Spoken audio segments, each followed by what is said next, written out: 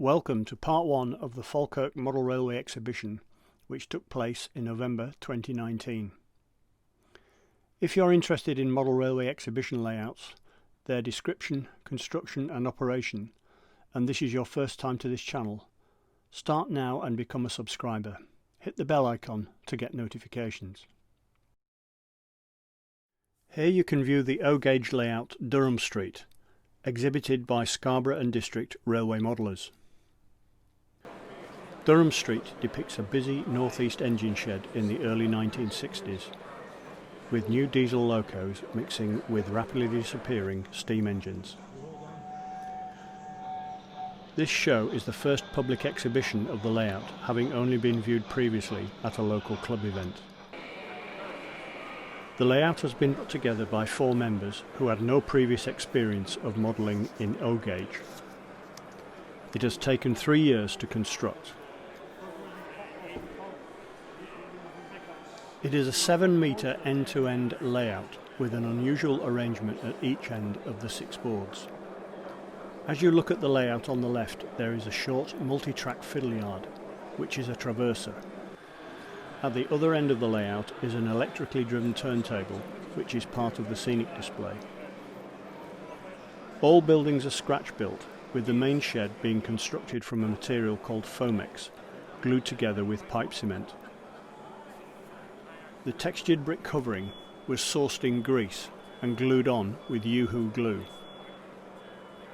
Track is C&L fine scale with DCC control across 4 operators by Digitrax. Points are tortoise. There are 2 switch panels which are synchronized together. When a point is changed, it is reflected on the other panel and also on each hand controller.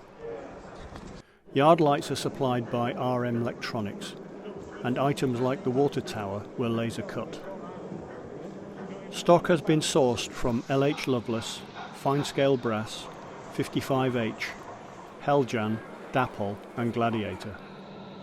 My thanks to Ian Hunter from the club for supplying the information.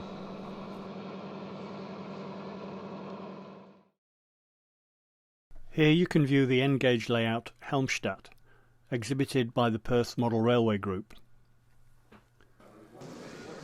Helmstadt is an imaginary cathedral city near Munich, Bavaria, set during the 1950s in Epoch 3.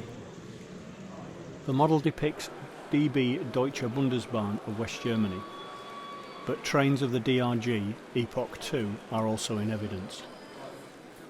During this period, Germany was a divided country, split in 1945 into East and West, and some lines which had previously crossed the border were closed or truncated, but the line via Helmstadt continued to operate as a cross-border link. Helmstadt serves as a busy intermediate station for trains spiralling in all directions, to the north for Leipzig, Dresden and Prague, to the east for Munich, Vienna and Budapest, to the south for Switzerland and the Austrian Tyrol, and the west for Stuttgart, Frankfurt and the Rhine Valley. Passenger traffic makes up the majority of the trains, and you will see the Rheingold Express, the Mitropa and a selection of ordinary passenger stock. Freight trains also play an important part of the scene, and a variety of locomotives can be rostered to haul freight throughout Europe. Although Helmstadt is a busy station, it does not have any locomotive sheds or freight facilities, as these are located at the junction stations, which are both to the east and west of the town. The layout is 13 feet by 4 feet and has 2 boards. The buildings are all kit built, with pictures from the kit boxes making up the back scene. Track is Pico and control is analog DC. Stock is a mixture of Fleischmann, Trix, Mini Trix and Atlas. My thanks to the Perth Model Railway Group for supplying the information.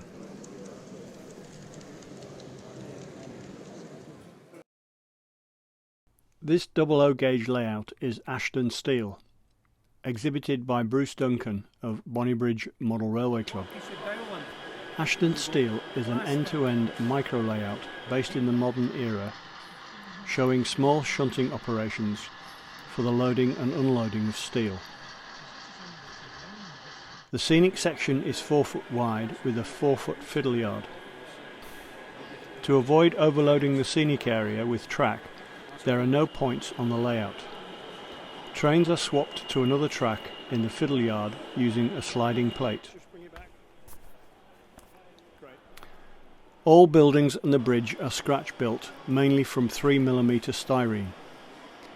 Track is Pico Code 75, sprayed with Railwatch sleeper grime and glued down with Yoo-hoo glue.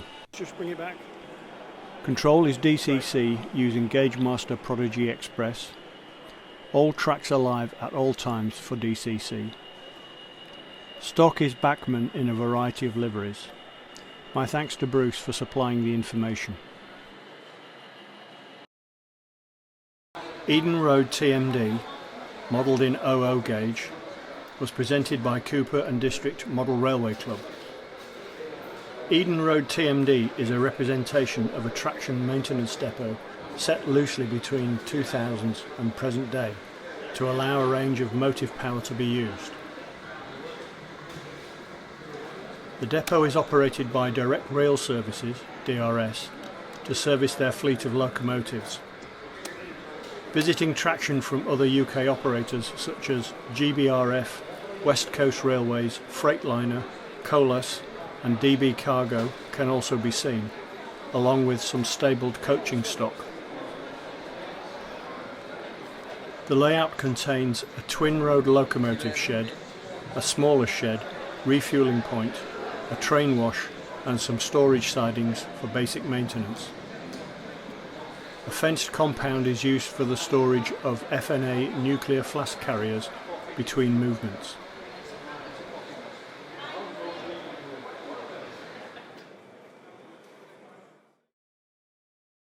Here you can view the 00 gauge layout Wickham Bishops, exhibited by Alan Pumphrey of the Aberdeen Model Railway Club.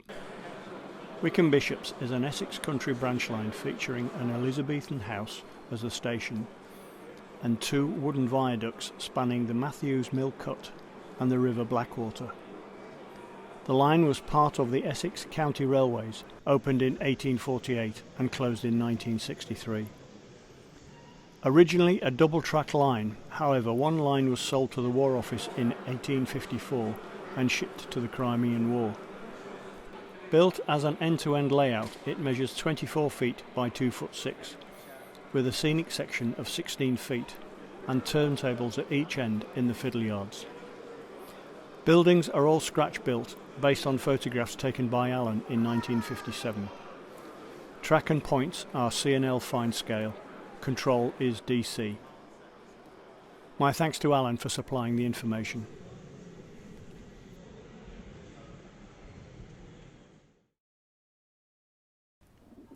Ripon Cement, modelled in HO gauge and presented by Gordon Robertson, a member of the National Model Railroad Association, Scotland. Ripon Cement is an industry at the end of an ex-CNW industrial branch in southeastern Wisconsin. Now serviced by the short line Wisconsin Southern, who use a variety of second-hand locomotives to pull the short trains down to Ripon Cement. Other local businesses use the other spurs at Ripon Cement to transload, so a variety of cargoes are handled. All the locos and rolling stock are detailed and weathered, and at only 9 feet long the layout shows what is achievable in a small space.